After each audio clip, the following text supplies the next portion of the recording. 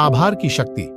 अमी न्यूयॉर्क और डेबोरा नॉर्विल के द्वारा लिखी गई कहानियां बताती हैं कि आपके जीवन को बदलने की क्षमता होती है। अपनी प्रारंभिक उम्र से ही हमें अपने माता पिता और शिक्षकों द्वारा सभी के साथ शिष्टता के बारे में शिक्षा दी गई है।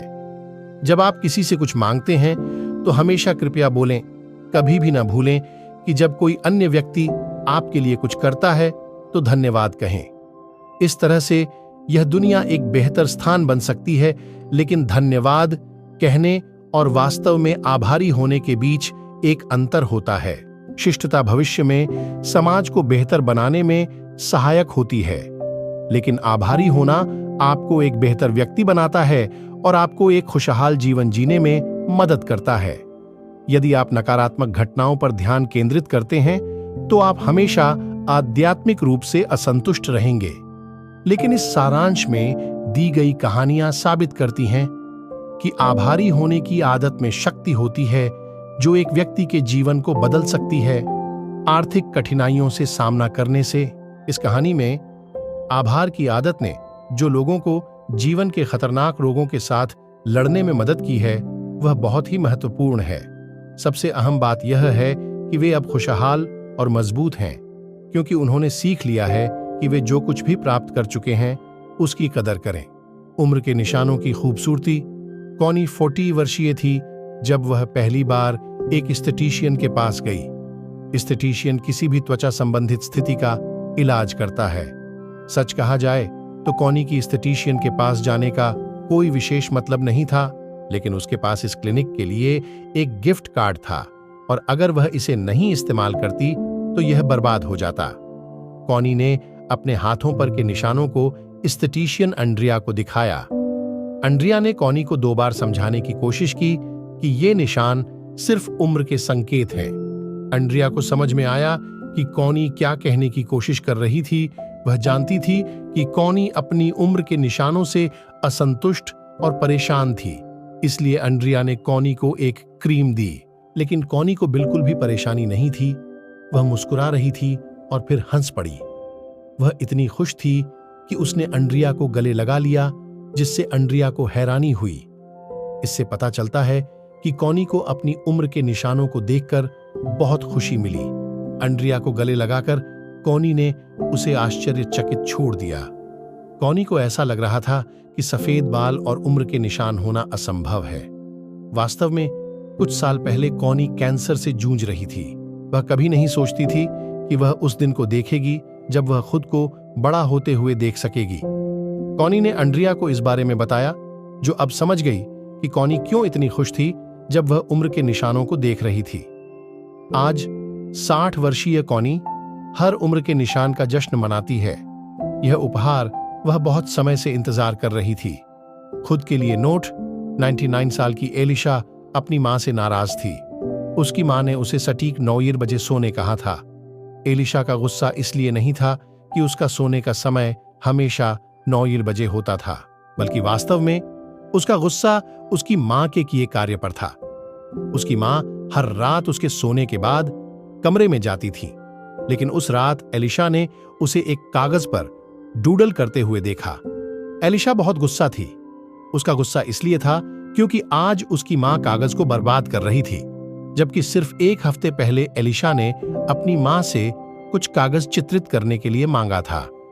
एलिशा को चित्र बनाने के लिए कागज की आवश्यकता थी, लेकिन क्योंकि यह महंगा था इसलिए उसकी मां ने उसे नहीं दिया। जब उसने अपने लिए इसे खरीदने से मना किया तो एलिशा बिस्तर पर रोने लगी। उसे लगा कि यह बिल्कुल अन्याय है कि उसके पास इतना कम पैसा है, जबकि कुछ लोग आसानी से कागज, पेन और क्रेयन खरीद सकते हैं, पैसे के बारे में चिंता किए बिना। अगले सुबह एलिशा ने अपनी मां को अनदेखा करने की कोशिश की। उसने कहा कि उसे नाश्ता भी नहीं चाहिए। उसकी मां अपनी बेटी के बुरे मूड से परेशान नहीं थी। उसने अपनी सांसों में एक सीधी बारात कहा, ठीक है, शायद तुम्हें इसकी भी जरूरत नहीं है। जब एलिशा अपनी मां की ओर देखी तो उसके हाथ में एक पैकेट पेपर था। जब उसने ध्यान से देखा तो उस पैकेट में उसके पसंदीदा कार्टून के किरदारों की तस्वीरें थीं, जैसे कि विनी द पू, टिंकर बेल और अन्य। स्पष्ट था कि एलिशा की मां ने लगभग पूरी रात उन किरदारों को बनाया था। एलिशा यह पूछने वाली थी कि वह यह क्यों किया जब अचानक उसे कुछ याद आया। एक हफ्ते पहले एलिशा की अध्यापिका ने उससे स्टेशनरी पेपर स्कूल लाने के लिए कहा था क्योंकि उसे अपने दोस्तों के लिए कुछ लिखना था। एलिशा ने अपनी मां को इस बारे में बताया था, लेकिन उसकी मां ने कहा था कि एलिशा को साधारण कागज का ही इस्तेमाल करना चाहिए क्योंकि उसे अधिक महत्वपूर्ण चीजों पर पैसा खर्च करना था। अपनी मां के लिए कितनी मेहनत की है, यह देखकर एलिशा को मुस्कान छुड़ी नहीं। अपने स्कूल काम करते समय एलिशा को लगा कि वह दुनिया की सबसे भाग्यशाली लड़की है। 5 की खोज। हेलेन एक उत्साही शिक्षिका है जो छोटे बच्चों को सिखाती है। उनके लिए विशेष घटनाओं या अवकाशीय दिनों से संबंधित विभिन्न गतिविधियों में भाग लेना पसंद है। नवंबर में धन्यवाद दिवस होता है। इस समय हेलेन ऑनलाइन धन्यवाद दिवस की गतिविधियों की तलाश करने लगी। इस दौरान हेलेन ने 5 योद्धाओं की कहानी के बारे में सीखा। इस कहानी के विभिन्न संस्करण होते हैं, लेकिन उनके सभी में एक ही कथा होती है। कहानी के अनुसार पर्वतीय पर्णियों के बीच एक परंपरा थी जिसमें पिलग्रिम्स अपने प्लेट में 5 अनाज के दाने रखते थे। यह कठिन है कि इसका अर्थ क्या हो सकता है। कुछ कहानियां कहती हैं कि पिलग्रिम्स इसे उन 5 चीजों के लिए धन्यवाद दिखाने के लिए उपयोग करते थे जिनके लिए वे आभारी थे। कुछ कहते हैं कि यह इसका संकेत देता है कि कठिन समय आने वाले हैं। फिर भी हेलेन को अभी भी यह नहीं पता था। हेलेन ने अपनी कक्षा में इस कहानी का उपयोग करने का निर्णय लिया। उसने अपने छात्रों के साथ इसे चर्चा की कि वे 5 चीजें हैं जिनके लिए उन्हें आभारी हैं। उसने कहा कि यदि वे इस सवाल का उत्तर दे सकते हैं तो वह उन्हें 5 कैंडी कॉर्न के रूप में पुरस्कार देगी। धन्यवाद दिवस के बाद भी हेलेन ने 5 योद्धाओं की कहानी को भूल नहीं पाई। यह उसके लिए एक बहुत प्रभावी गतिविधि थी। इसलिए उसने एक पत्रिका बनाना शुरू किया जहां उसने प्रतिदिन 5 आशीर्वाद लिखना शुरू किया।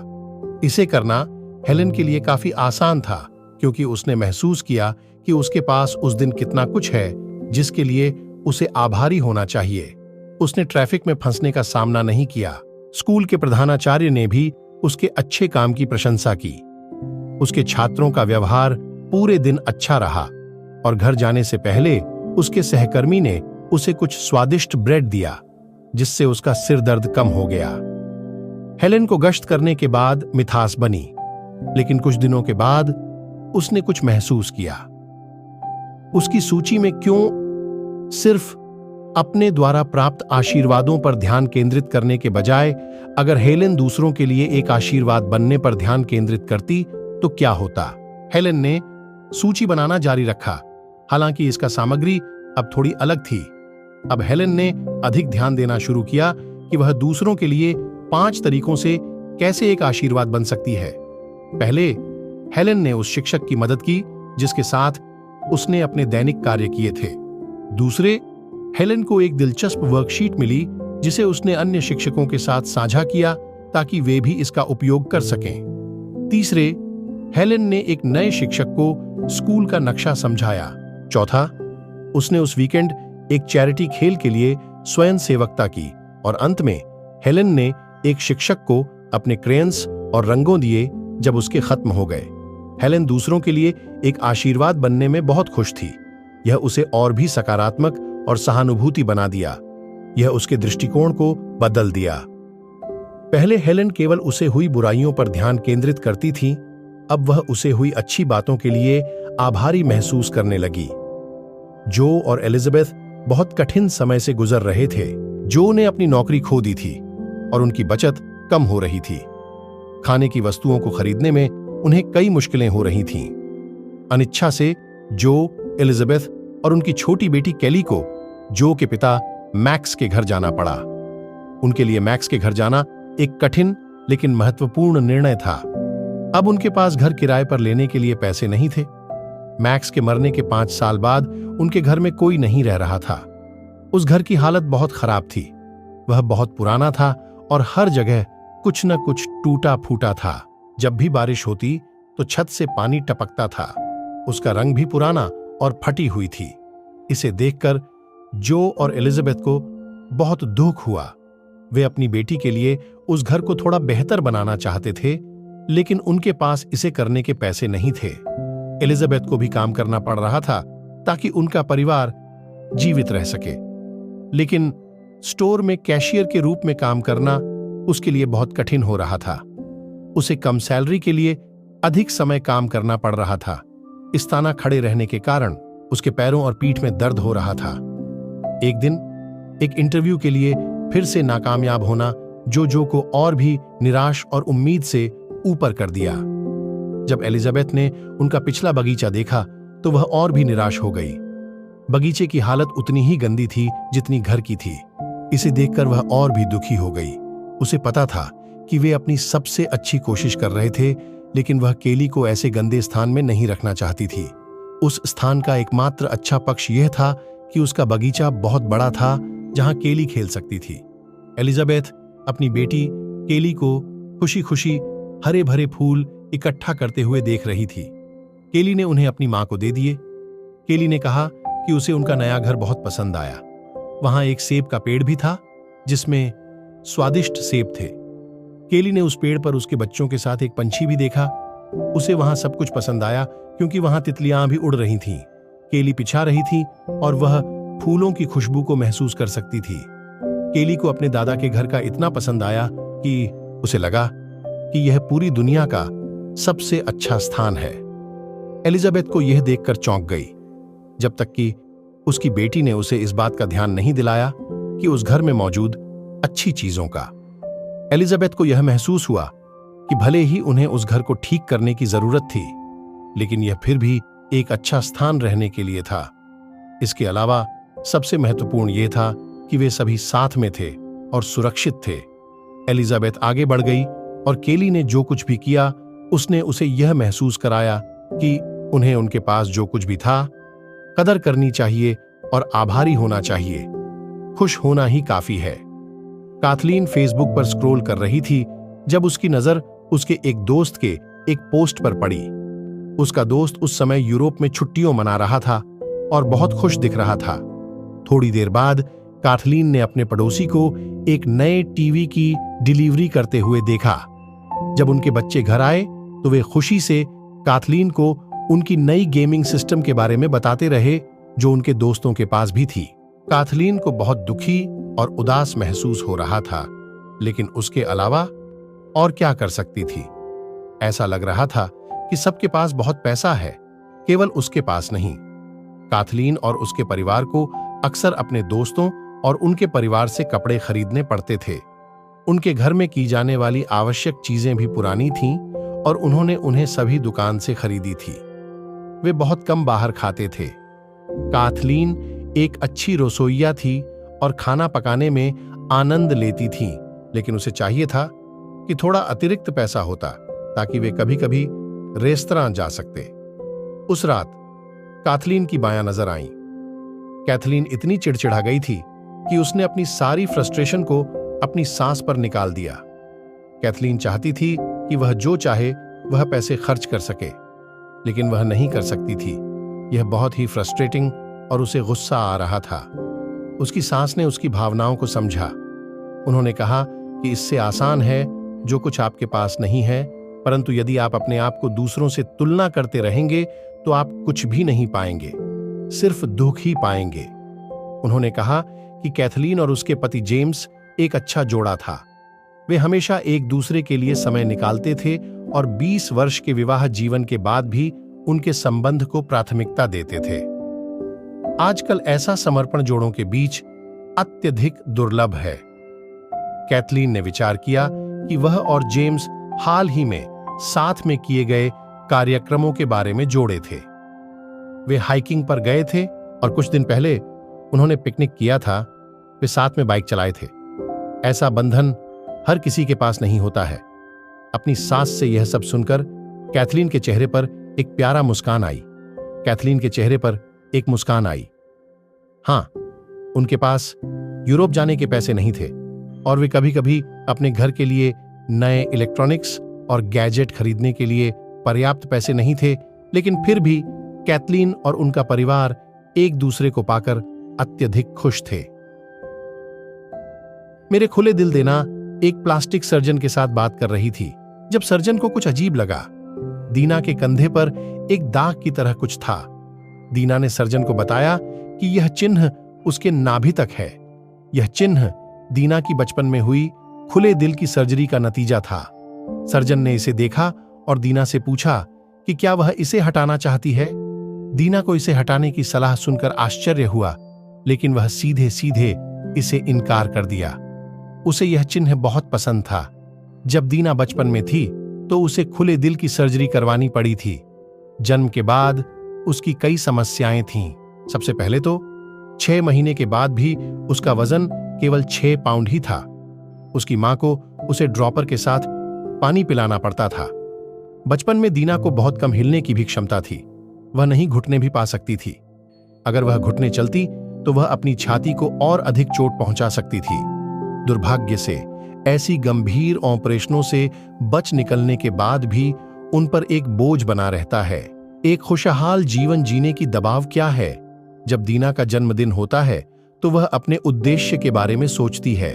वह सोचती है कि वह उस दूसरे जीवन के लिए आभारी होना चाहिए जिसे वह मिली है। वह सोचती है कि क्या वह सही मार्ग पर है। जीवन जो वह अब जी रही है, क्या वह उसके योग्य है। इसे उसे उत्तर ढूंढने में कुछ समय लगा, लेकिन वह इसे खोज ली।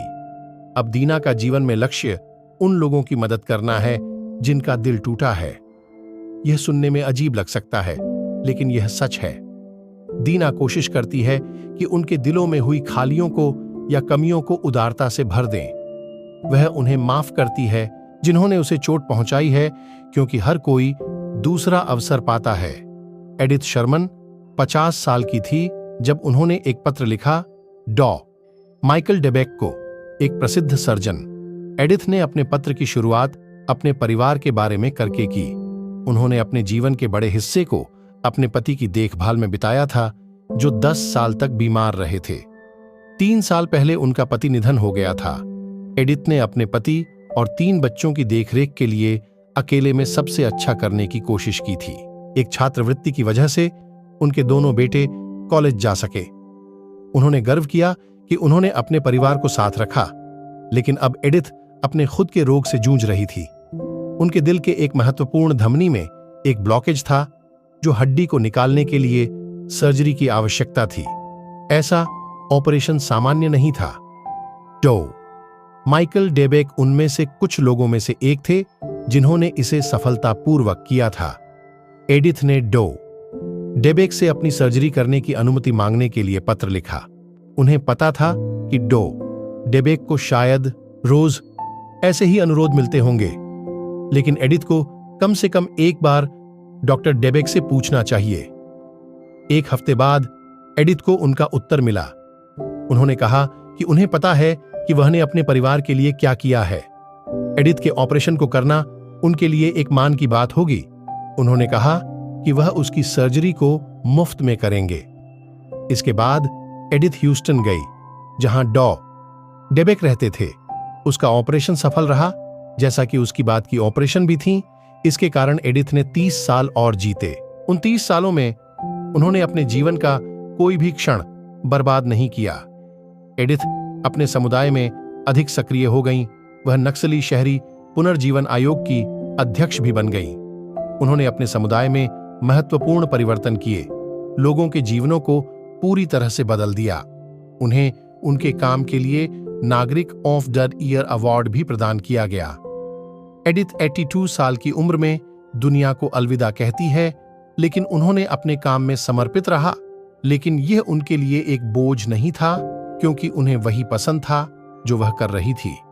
जबकि एडिथ अब हमारे साथ नहीं है, लेकिन उनकी विरासत हमेशा जीवित रहेगी। वह सच में अपने जीवन को पूरी तरह से जीती थी। जेसिका अपने सामने के गंदे बर्तनों के स्टैक को देख रही थी। रसोई के सिंक में बेशुमार बर्तन फैले हुए थे। इन्हें या तो उनके पति ने या उनके बच्चे ने सभी का उपयोग किया था।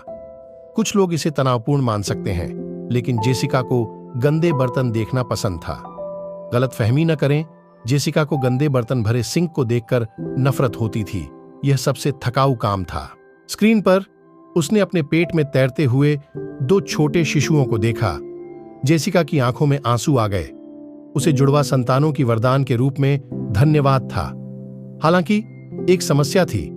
जेसिका के डॉक्टर ने उसे बताया कि उसके जुड़वा शिशुओं में गंभीर मोनोएम्नियोटिक का अर्थ यह था कि जेसिका के जुड़वा एक प्लेंटा और एक अम्नियोटिक सेक शेयर करते थे। यह बेहद खतरनाक था क्योंकि उनकी नाभि की रस्सियों का एक दूसरे के साथ उलझने का खतरा था। अगर रस्सियां उलझ जातीं तो यह ऑक्सीजन की आपूर्ति को बंद कर सकता था और वे मर सकते थे। इसे नहीं होने देने के लिए सबसे अच्छा तरीका यह था कि जेसिका अस्पताल में रहे। इस तरह डॉक्टर जुड़वा शिशुओं की धड़कन का मॉनिटरिंग कर सकते थे। अगर किसी की धड़कन में अनियमितता होती तो डॉक्टर सी सेक्शन के माध्यम से जुड़वा बच्चों की जान बचा सकते थे। जेसिका और उसके पति ने तय किया कि वह अस्पताल में रहें। यह जुड़वा शिशुओं के लिए सबसे सुरक्षित विकल्प था। जेसिका अस्पताल में कई हफ्ते रही। इस दौरान उसकी 2 बच्चों और पति की बहुत याद आई और उसे अपने घर की भी बहुत याद आई। इस दौरान जेसिका ने बर्तन धोने की याद की क्योंकि उसे अपनी सामान्य दिनचर्या का पालन नहीं करने दिया गया था और ना होने की। हॉस्पिटल में रहकर अपने परिवार को देखने की असमर्थता से आप अपने सामान्य जीवन को जीने के लिए उत्कंठित हो जाते हैं। जेसिका को यह महसूस हुआ कि वह कितनी भाग्यशाली हैं कि उनका परिवार उनके घर वापसी के लिए उत्सुकता से इंतजार कर रहा था। और हां, यहां तक कि गंदे बर्तनों ने भी उन्हें आभारी बनाने का सिखाया। अंत में जेसिका को अपने प्यारे जुड़वा बच्चों को घर में सुरक्षित जन्म देने का सामर्थ्य प्राप्त हुआ। अब ज्यादा शोर और हंसी है, खासकर और गंदे बर्तन धोने के लिए हैं। लेकिन जेसिका कभी भी उन्हें देखकर परेशान नहीं होती, बल्कि वह खुश और धन्य महसूस करती हैं। खुद की यात्रा। हम सभी अपने जीवन में एक उद्देश्य चाहते हैं। अगर निर्देश नहीं हो तो हमें किसी न किसी प्रकार से अपना उद्देश्य खोजना पड़ता है। वह शपथ ले गया कि अगर वह जीवित बच गया तो वह दुनिया के लिए कुछ मायने वाला करेगा। दूसरों की मदद करना उसका उद्देश्य होगा। फिर डैनियल ने तय किया कि वह हर हाल में जीवित रहना चाहिए। धीरे धीरे वह बेहतर होने लगा। जब उसकी हालत में सुधार हुआ तो डैनियल एक गैर लाभकारी संगठन के लिए स्वयं सेवक बने, जिसका काम है HIV एड्स के मामलों का समाधान करना। डैनियल ने अपने स्वास्थ्य के बारे में और भी बहुत कुछ सीखा। शुरू में HIV एड्स के व्यक्ति को अश्लील और संक्रामित व्यक्ति के रूप में देखा जाता था। इसके साथ साथ इसके लक्षणों का सामना करना पड़ता था। उन्हें भावनात्मक दर्द का सामना भी करना पड़ता था।